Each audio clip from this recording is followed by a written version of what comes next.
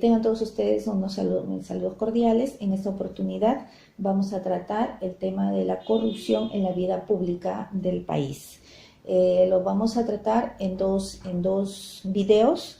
En el primer video se proporcionarán algunos alcances acerca del concepto de corrupción y su impacto en la vida pública.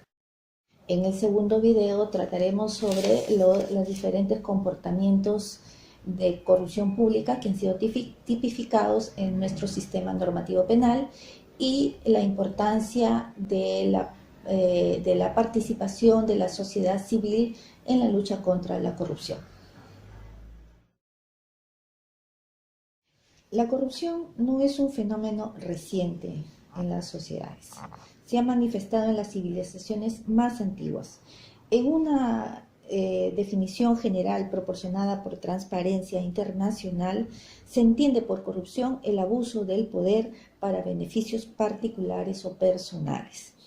Para el historiador peruano Alfonso Quirós, la corrupción es el abuso del poder por parte de funcionarios en beneficio privado con el fin de lograr ventajas económicas o políticas, desviando los recursos públicos y distorsionando las políticas públicas en perjuicio del desarrollo social. Es una definición más general, más completa, la que proporciona el historiador peruano.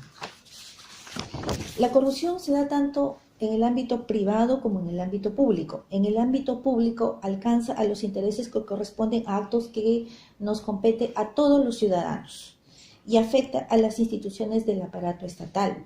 La corrupción pública se manifiesta a través de la apropiación de los recursos públicos, de los caudales del Estado, la distribución de los empleos públicos a través de favorecimientos, la adjudicación de contratos públicos, mediante el pago de comisiones indebidas.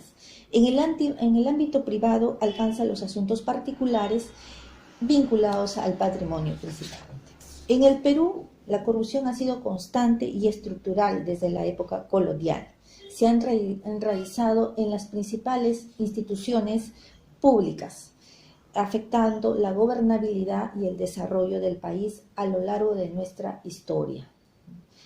Debido a la corrupción, importantes obras públicas han quedado inconclusas, han sido paralizadas, viéndose afectados numerosos de trabajadores que han quedado desempleados. Asimismo, han quedado sin acceso a servicios básicos los sectores más necesitados de la población.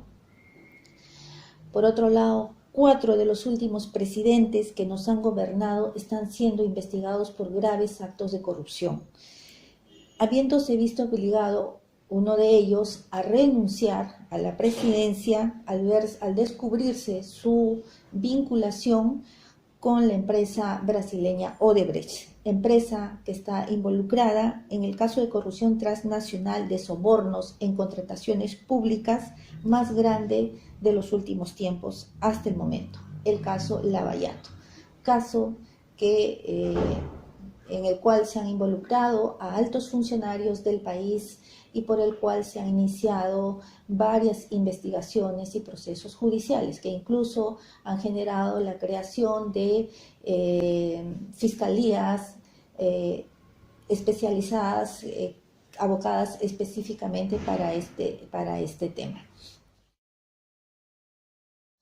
No habiéndose aún terminado de esclarecer los graves actos de corrupción generados por el caso Lavallato, recientemente se ha descubierto, a raíz de la difusión por la prensa de audios comprometedores sobre escandalosos casos de corrupción en donde están involucrados altos funcionarios de la administración pública, como es el Poder Judicial, es el Ministerio Público, el Consejo Nacional de la Magistratura, quienes habrían negociado impunidad en investigaciones y procesos seguidos por graves delitos que involucran al crimen organizado, como sería el caso de tráfico ilícito de drogas y lavado de activos. La magnitud de estos casos han generado la indignación de la población, que ha obligado a que se abran investigaciones y se efectúen renuncias por parte de varios funcionarios.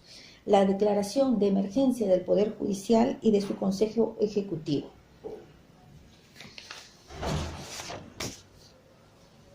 Como se puede ver, estos audios han puesto en evidencia el manejo actual y abusivo del poder, negociando favores para la colocación de funcionarios, servidores públicos en puestos estratégicos, con el fin de mantener una estructura de corrupción dentro de estas instituciones y seguir beneficiándose de ellas, ¿no? De esta forma se explica que mecanismos que deberían ser elementos disuasivos contra la corrupción no tengan la eficacia que se esperaban. Las normas penales, como sería el caso, están resultando ineficaces, ya que las autoridades que tienen la función de aplicarlas las distorsionan y manipulan en su beneficio o en beneficio de particulares. Entonces, la ley no se está cumpliendo o no se aplica de forma igual para todos. Nuestro ordenamiento jurídico penal ha regulado algunos comportamientos de corrupción pública. Entre estos tenemos el cohecho, que es mediante el cohecho el empleado público busca obtener dinero o ventaja a cambio de un beneficio, a cambio de un pago, por realizar o por omitir actos que es propios de su función. Después tenemos el peculado. El peculado consiste en la apropiación de los bienes del Estado por parte del empleado público, a su favor o a favor de terceros, así como también el uso de los recursos para fines ajenos al servicio. También se ha tipificado la colusión, que viene a ser la concertación entre un empleado público y personas particulares en los procesos de contratación pública para defraudar al Estado. Precisamente este tipo de comportamientos son los que se encuentran en el caso de Lavallato, ¿no? La malversación de fondos, que viene a ser el uso distinto al que están destinados los recursos públicos que administra el empleado público, afectando el servicio o la función pública encomendada. El tráfico de influencias, que es la invocación de influencias reales o simuladas ante un empleado público que conoce un caso judicial o administrativo a cambio de recibir dinero u otro beneficio.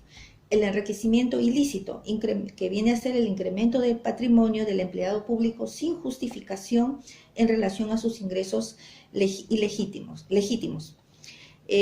La concusión, que es mediante el cual el empleado público, abusando de su cargo, obliga o induce a otra persona a prometer indebidamente un bien o beneficio patrimonial. Y la negociación incompatible, que es cuando el empleado público, en provecho propio o de un tercero, se interesa por cualquier contrato u operación en el que interviene en razón de sus funciones. A raíz de estos últimos actos de corrupción, el Poder Ejecutivo ha informado que emitirá una norma penal tipificando como delito por primera vez un acto de corrupción privada, que sería cuando una persona actúa en perjuicio de la empresa en donde labora. Sin embargo, como hemos visto, para enfrentar la corrupción no es suficiente contar con leyes adecuadas que contengan sanciones drásticas. También se requiere de contar con instituciones que velen y garanticen su aplicación. Hasta aquí hemos tratado de forma breve aspectos generales de la corrupción pública en nuestro país y sus implicancias. En un segundo video vamos a tratar la importancia de la participación de la sociedad civil en la lucha contra la corrupción.